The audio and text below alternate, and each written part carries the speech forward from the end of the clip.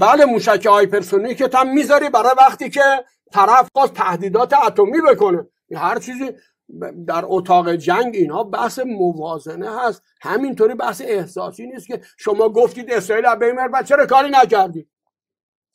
ببینید شما تا صبح هم اگه بشینید اینجا آخرش نمیفهمید که ایشون چی میگه، یعنی سیاست خارجی جمهوری اسلامی ایران چی هست. ببین همه چیزی که ایشون میخواد بگه این هستش که ما قولیم. چرا قولیم؟ چون با آمریکا ما سرشاخ میشیم. ایران و آمریکا. ببینید شما تو ابتدایی ترین اولیه ترین مسائل مملکتتون موندین، هی شما خودتون رو میخواین با آمریکا مثلا سرشاخ بکنین که ببینید ما با قول داریم چیز میشیم و اینا. شما میخواین من برای شما احترام قائل بشم؟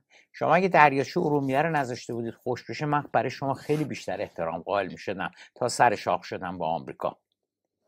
شما اگر طالاب و انزلی رو نجات داده بودین، من خیلی بیشتر برای شما احترام قائل میشدم.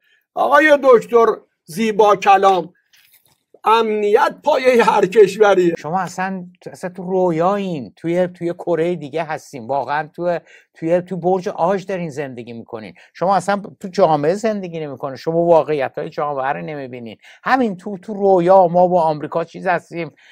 اینو خودشون گفتن، اینو خود جک سولیوان گفته، ما نمی‌فهمیم زیبا کلام چی میگه. ما با آمریکا.